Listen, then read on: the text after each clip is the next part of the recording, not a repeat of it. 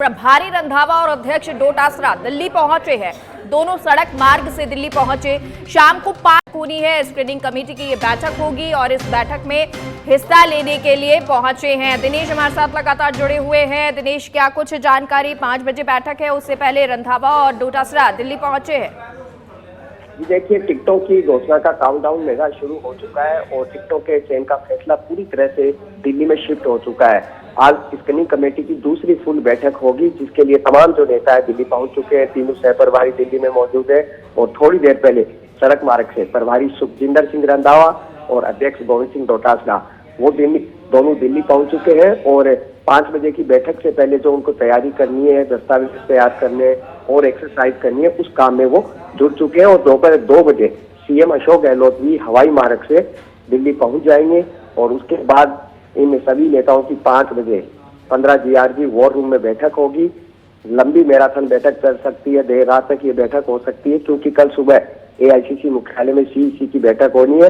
तो उससे पहले पैनल तैयार हो रहा है और फिर पैनल CEC को दे दिए जाएंगे। CEC उन पर मोहर लगा देगी और कल फिर लिस्ट है उसको आउट कर दिया जाएगा। तो अब वो इंतजार की घड़ी आ चुकी है।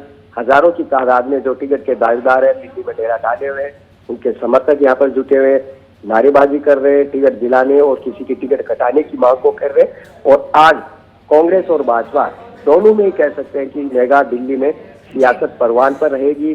दोनों ही उम्मीदवारों के चयन के काम में जुटे हुए हैं। बीजेपी की दूसरी सूची जारी होने की बातें सामने आ रही है और कल कांग्रेस की पहली सूची। जी दिनेश, एक और चीज, क्योंकि देखिए स्क्रीनिंग कमेटी की बैठक पहले भी हो चुकी है, आपसे 1-2 दिन पहले ये बैठक हुई थी, आज फिर हो रही है। आज क्या कुछ फाइनल मोहर लग जाएगी? क्या कुछ रहेगा आज की बैठक में? देखिए मेगा, पहली स्क्रीनिंग कमेटी की फुल बैठक में 55 नामों पर सहमति बनी। आज करीब 50 या 51 नामों पर सहमति बन जाएगी और 106 नामों की जो सूची है उसको कह सकते हैं एक्सेल शीट बनकर तैयार हो जाएगी। वहां पर कोई और मजबूत रणनीति या किलेबंदी करनी है, इन चीजों को लेकर यहाँ पर मंथन होगा।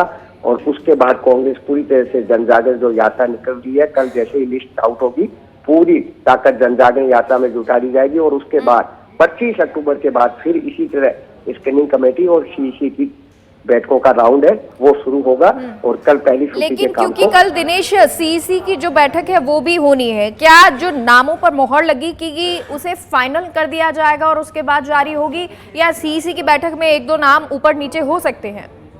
जी देखिए, CEC की बैठक में ऐसा नहीं होता, क्योंकि पहले प्रदेश इलेक्शन कमेटी प्रस्ताव भेजती है, उसके बाद स्क्रीनिंग कमेटी जो स्क्रीनिंग करती है, जो मंथन करती है, जो आगे नामों का पुलिंदा जाता है, वो एक कांग्रेस के संविधान में रूल्स में है कि CEC में उसमें ज्यादा डिस्कशन नहीं होता अगर किसी 1-2 सीट पर ज्यादा विवाद नहीं हो।